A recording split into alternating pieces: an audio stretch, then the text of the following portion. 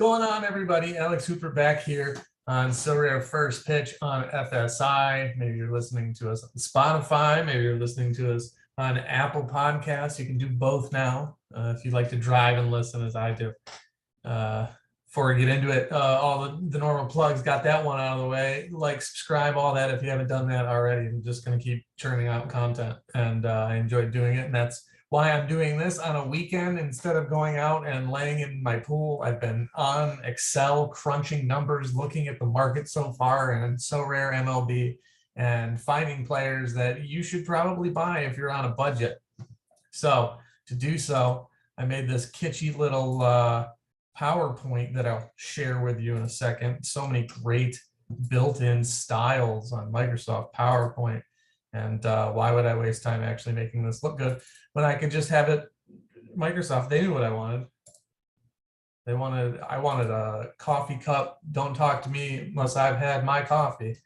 And I don't know. This is just what was there. And I clicked it, and I'm just going to use random ones because why would I spend my time? Anyway, 9 up, 9 down. I'm going to give you 9 players. Undervalued. I'm going to give you 9 more players. Whatever the opposite of the first one I said was. Well, 9 are going to be overvalued, 9 are going to be undervalued. And actually, now that I think about it, I did it out of order. I'm going to tell you a guy that you should buy, that's the top. I'll tell you a guy you shouldn't buy, that's the bottom. And then I'm going to do that 9 times. That's how baseball works. Unless, you know, baseball's a fun, rigid game, not a lot of nuance. Takes 9 innings to play. That's just a reminder to all my Euro friends out there who have joined us, but also they can play less than that. They can play as little as 4.5 if there's rain, as long as the home team's winning. They can play 26 innings, like on May 1st, 1920, it's the Brooklyn Robins and Boston Braves apparently drew. They played 26 innings and they're like, no one cares anymore, we're going home. Which, you know, it was the 20s, they had to go. And it depends on what side of the upcoming situation they had going was. The situation being the whole Great Depression. Anyway, seriously, for the Euro friends out there, I don't know why you're getting called Euro friends. Baseball is super cool with like history. If you are enjoying this and want to like become a baseball fan and see kind of everything sociopolitically that has gone into 100 years of this game, that is this country's game, this country for better or for worse, something that's tied a lot of people together for a long time, also pushed a lot of people apart for a long time, and that's kind of America in a nutshell. But all of that to say, Ken Burns' baseball documentary, it's available on some streaming services. If you are, you know, from a different place, or even if you're a baseball fan who just wants 10 hours of unfiltered knowledge about the game from its inception to about 10 years ago. Ken Burns baseball. All right, that was for the Euros. You're looking at top of the first right now. Lance Lynn. Just in explaining, I should have put this in the how it works section that I passed off without a care and made jokes on. These numbers are calculated by using generally the last sale number, which is right here. Sorry, the lowest sale number. I said last sale. If the last sale was the lowest sale, I just use that number. So you're going to see a couple of wonky charts, at which point I just use the average. So anyway, to start you off with Lance Lynn, the biggest deal, if you just need a starting pitcher to put together a rare lineup for, you know, whatever that is, we don't know yet. If you just want to complete your team and go out there at 0.013, Lance Lynn is the best bargain for starting pitchers, but for, I mean, maybe anyone that you have to roster. 31st in projected total points. So expected to score 267.5 points the rest of the year. That's using Derek Carty's the bat projections. And then I filled the Ethan manually via Sorare data. So second highest qualifying pitcher in points per ETH. Kyle Finnegan's the first. That's, you know, 20 points per 0.001 ETH. So sorry, that was a lot of numbers there, but put the decimal wherever you want, second most by quite a lot. So points per ETH is just, I pay this ETH, I get this many projected. This is what I can expect to get. And you'll see really fast when you look at some of these numbers that the difference between these low guys and these high guys, ETH wise, really isn't as big as you think. And that's why I talk about the random number generator with baseball. And like I said on a couple of shows, the difference between a minor leaguer and a Hall of Famer is 10%. So a 200 batting average, it's called the Mendoza line. They'll laugh you out of the game. A 300 batting average, you're going to the Hall of Fame. That's the difference. 10% of the time, 10% of the outcomes changing in baseball. That's what makes the biggest difference. That's what makes all the difference. And that's why crunching these numbers can be important. There's some thoughts on how to play the game, which I agree with to an extent. I'll talk about it a little later, but ultimately, if you're on a budget, you're trying to maximize value, and that's what these numbers show. And I'll talk about some total points projections and that other line of thinking going forward. Anyway, number one, points per appearance per ETH. So that's another big number. He's 2 times the second best points per appearance per ETH pitcher. So every time he comes in the game, you should expect to get this amount of ETH. And that can vary, which is why it's different from just points per ETH and also points per innings pitched or batter faced ETH going forward. So these 3 metrics are going to be kind of all the same value wise, but it differentiates some things. All right. On the other side, I'm sorry about the layout. I was trying to spend as little time on all of this as possible. I don't get paid for this. I just like doing it. And I thought I would project it in this way. And you'll see these pictures change size and the layouts. It doesn't matter. What people love when you make a PowerPoint is, one, if the text is just so small, you just got to wince. People love that. It's a hit at the office. And also just varying layouts that change and just really jar you. It keeps you awake. So that's what you're going to get with this PowerPoint. All right. The bottom of the first. I got to hurry up. I'm taking too much time making jokes. So you'll see kind of the opposite here. Joint 6th fewest points per innings pitched per Ethereum. Joint 4th fewest points per Ethereum, 1.33. 45th among all pitchers in projected points. So one particular thing with Alex Manoah here is there's not as much data on him as other people, so that can affect his projection. Like his projections versus outcome can probably be a little more volatile because there's just not as much of a sample size and things don't consolidate, whatever. But he's deep enough into his career where you can kind of get a read on where he's at right now. And with the mic'd up segment and the All-Star game and them selling his unique first, there's still a little hype around Manoah. He's also a young dude who's having a borderline Cy Young season, or he's having a nice time. So the hype you're going to notice with a lot of these guys on the bottom side is the points you get to pay what you are paying really shouldn't be that high. And it's not worth it sometimes. But again, there's a caveat coming up. All right, Nolan Arenado's kind of a scattered price graph. He had one sale probably overnight. But I used his average, I believe, here. Anyway, again, a high point score. He's going to be 536, 14th. He's not that bad in points per ETH. He also missed the All-Star game with back pain, got above average StatCast metrics, as you see on the screen. Basically, what you're getting with Nolan Arenado at his price, of the really high scoring hitters, of like the elite level hitters, he's the one with the least bloated price. So that's kind of what we're looking at here. If you want a big scorer and can't go for like the superheroes, Nolan Arenado, where he's selling right now, and especially if you get closer to that low price again, you're going to get a lot of value there. Just a note on value before we go any further, by the way. We started to see the change in the limited market pretty quickly. Like it dipped and it's still dipping, and you're seeing microscopic prices. That's because there's only 5,000 mints. I say only, but there's 5,000 mints of the limiteds. And in soccer, the limited drop off from rare 1 out of 100s to limited 1 out of thousands is, I mean, it's only what, a 40% increase, and the number drops drastically. And then now in MLB, even with, it sounds like a lower number of users actually owning cards and just owning more cards, the dropout is the drop off in mint is 5 times. It's not a drop off, it's an increase. There's 5 times more of these limiteds. So like, one, wait. Like, I'm telling you the value right now. I'm not saying to go out and act on this value. You can if you want to finish a team and like be ready for whenever the first game week is, but we don't know. And prices can continue to drop, and probably will, because I mean, if there's one player who's really undervalued and only X amount of people are buying cards, once the people who want him get him, just going to tank more. And that might be your opportunity to strike like a little closer to when we actually know when these game weeks are going to start. So I'm going to say value. Use that value to kind of monitor going forward. Don't necessarily spring out and do it unless you want to, because fun is important as well. All right, moving on.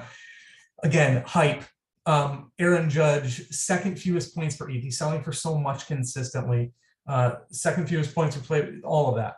If you could afford him, you want him, because like we already saw, I mean, it took an hour into the first common game week, he had 2 home runs and like 6 RBIs or something like that. And he is on a torrential pace. I dropped his StatCast metrics. Like, he is the standard currently in all of the things that matter. Like, he's going to lose you points striking out, but you don't care.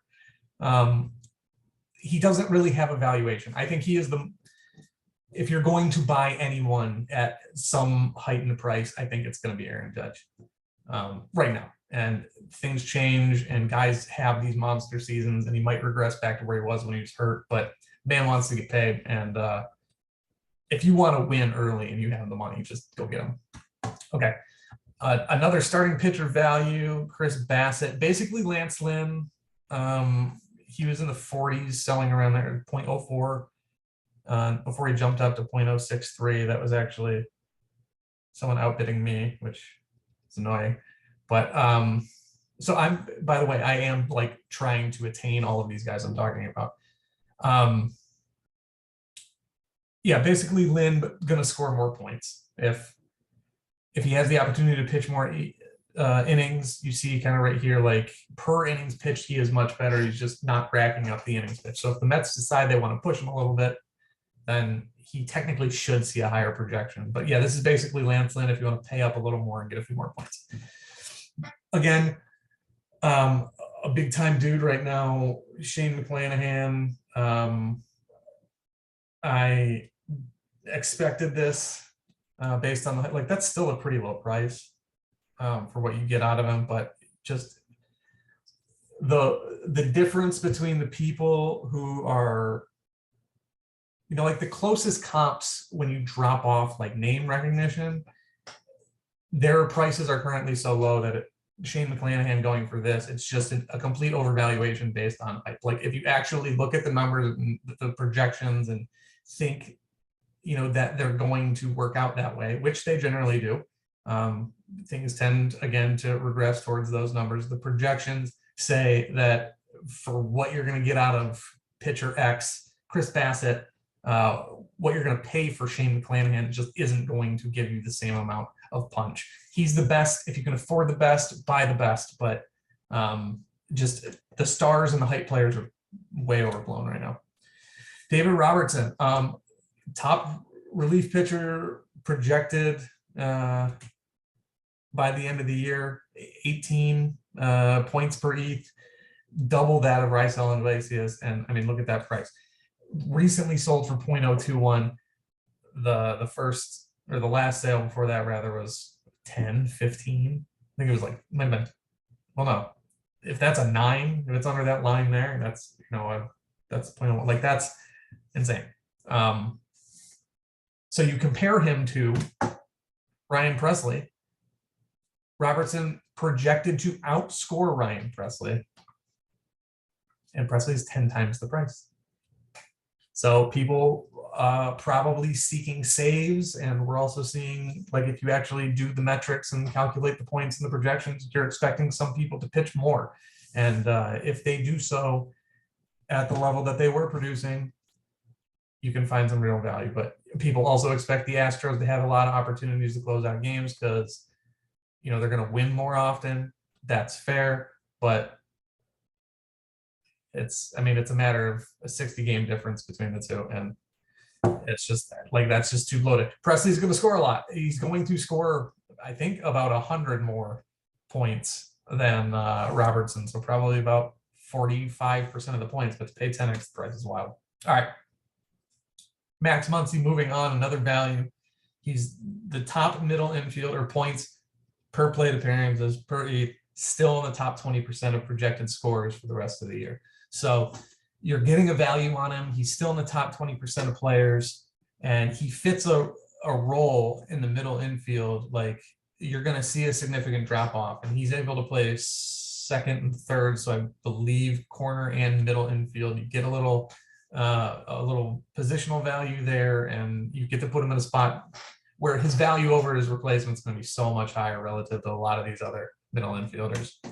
On the bottom side is teammate, kind of the opposite of what I talked about with the position scarcity and kind of the value over replacement player.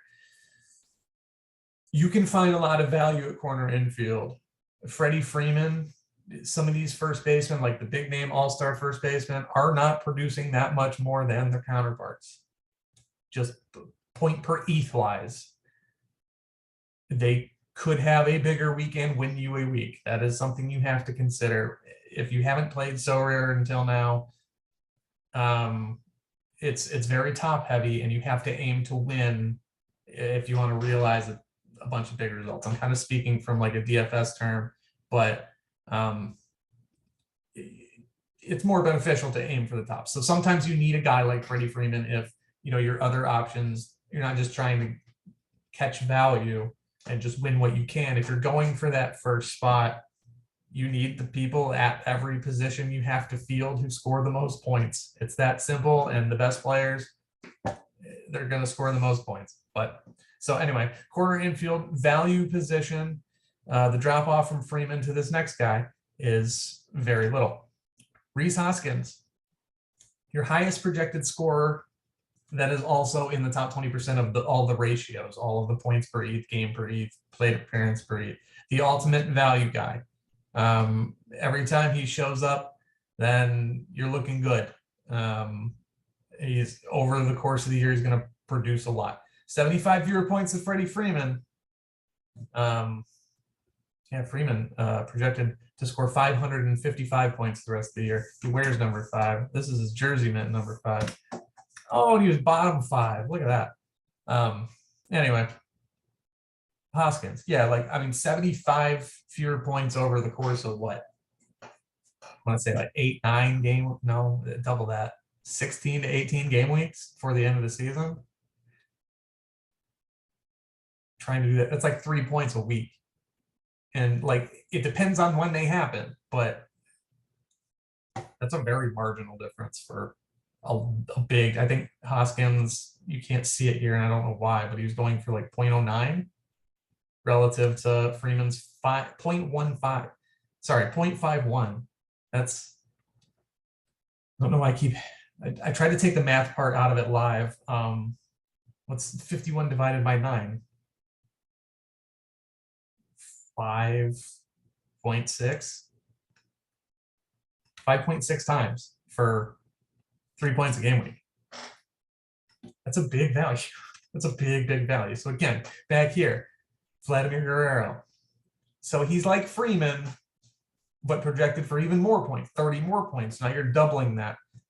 He's more expensive. He's still bloated. It's another guy like Judge, who, if he hits his projections, he's underperforming by what we expected out of him, I think, kind of. But I think that's the perception. Regardless, if he hits his projections, you want to have him. It's going to help. He's just bloated. Value-wise, he's just bloated. We can't really account for blowing a game week open. There's no metric for that. You have to consider that when looking at some of these more explosive players. But you can have random players hit 2 homers a night and a homer on Wednesday. They can do it too. It's just statistically more likely to happen for a guy like Guerrero. He's going to drive in more runs, stuff like that. A value in the outfield, kind of the same thing. You could stack him with Hoskins and just get a really nice value there. Nick Castellanos, second in points per ETH overall, second in points per plate appearance per ETH overall, only 36th in projected points. So you're going to get a lot of points for virtually nothing here. Yeah,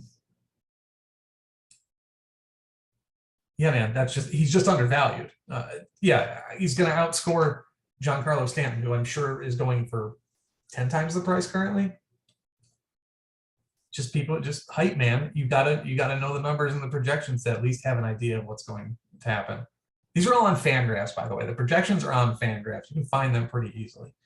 I laid that out in my G codes video. So, all right, really quick. Stacking, going to be very important in baseball too. If you haven't started to buy a stack, maybe start thinking about it. Right now, the Giants are really cheap.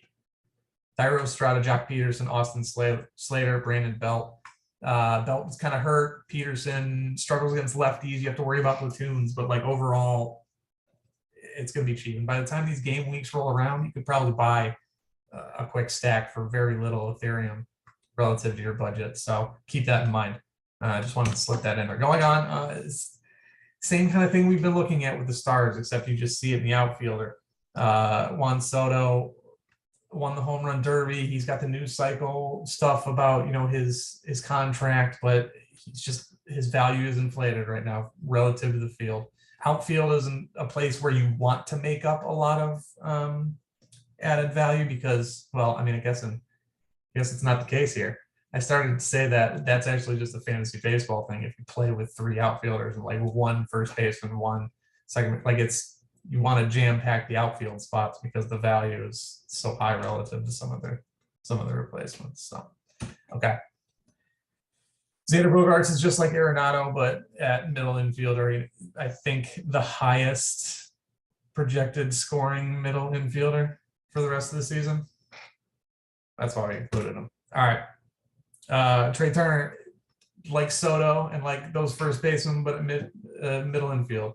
He can hit a homer, steal a base, fantastic. And he also plays the middle infield, which is a position you need, but just bloated at that price. That's all.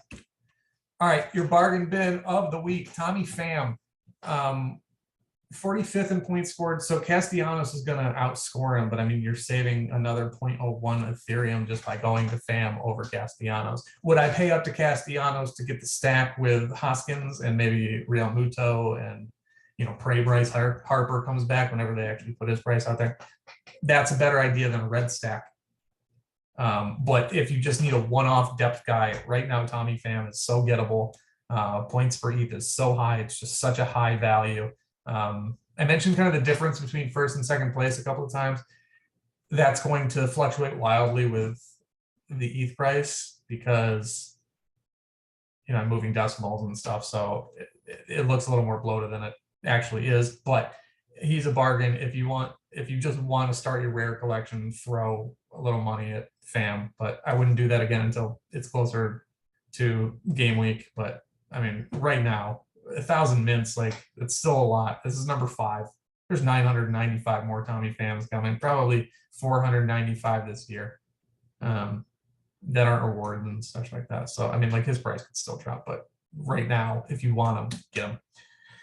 So just like McClanahan, Sandy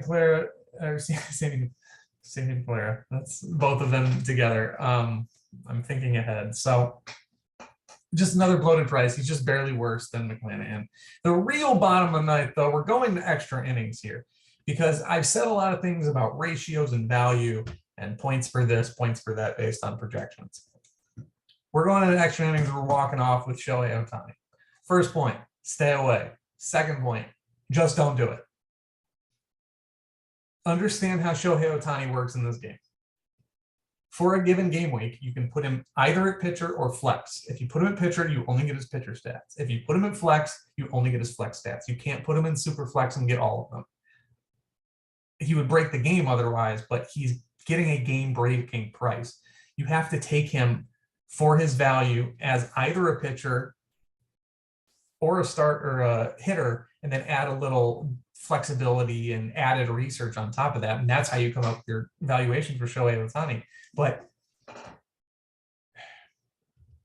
he might be worse in my metrics because if he hit more, if he just hit, he would start creeping up that list and actually have a little more value. He'd still get, even if he just hit, he would still have a inflated price, bloated price, but not as much. He is last by far in points per ETH as a pitcher and as a hitter. What, 3 times worse than Alcantara and McClanahan? Like, that's bloated. He's so bloated right now. There's no reason to buy him because as a pitcher, he's not as valuable as, he's not even as good or going to score the same amount of points the rest of the season as some of the other pitchers. As a hitter, it's the same thing because some days he's going to be pitching and he's going to have way more days off as a hitter. So there's no real value in buying Shohei Ohtani. It's pretty much only collector. I think by trying to not let him break the game, I think they neutered him an insane amount. Like, his value is, I wouldn't touch him. Like, he's the most talented player in the game and he's the most exciting. And it's something we've never seen in this game. All the hype is real, but the way you can use him in Sorare, just, he has essentially no value. Honestly, I think it hurts the game. I think it hurts the game to not allow the best player in the league and the most exciting player in the league to be exactly what he is. The value in having Shohei Ohtani on the Angels is that he does do both things, does both very well. I don't know why, if we're owning our game in Sorare, why you wouldn't be able to use them as both. I think that's the fair thing to do. I don't necessarily want to like give this money or like give more value to people who spent up on Shohei Ohtani, but right now, I mean, he's just another guy. Let me look at the actual projections here and see just total points. So this is if you started him as a hitter. Okay, here you go. 592 projected points the rest of the year. That is actually second. So even with the days off, he's projected to be the best hitter, save everybody but Jose Ramirez. He's going for 4 times the price Jose, or 3 times the price Jose Ramirez is right now. Jose Ramirez is going to outscore him as a hitter. Do you want both? Yes. At that price, I mean, you're paying 1.5 ETH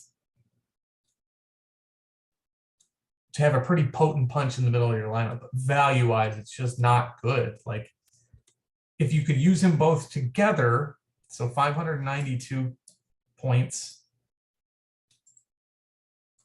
and not showing you my proprietary data here, but I'm just trying to make a point.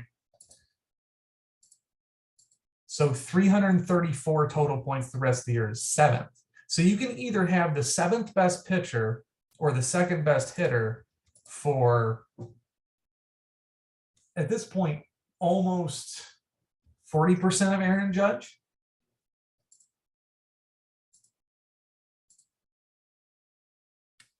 For 11 more points over the course of 8. That's less than a point a week. And that's just if you use him as a hitter and just skip. So value him as a hitter, I think, and then pitch him when you need a pitcher. Like, there's value in his flexibility, but yeah, overall, just, I think people are paying for the collectability, and I think people are paying for what they think is utility that's not there. So yeah, extra innings, that was like another 2-3 innings there, but it kind of came to me as I was going, man. Like, it's just, there's a reason Shohei Ohtani's going for so much money, and it's because he's electric. He's the best thing this game has had in, I don't know, since Griffey. I mean, since the Bonds, but Bonds was a show. Like, the most exciting hype building thing since, yeah, the home run race and Griffey. Some people might disagree. But let him be exciting. Let him be exciting in the game. Baseball has had such an issue creating excitement, and now you have an opportunity with Sorare to be this exciting, like, front-facing thing, something that's ahead of the curve. And then you're like, yeah, no, but I don't want everyone to be as exciting. I don't want baseball to be as exciting for this exciting thing. I don't know. It just doesn't work. Rant over. That's 9 up. That's 9 down.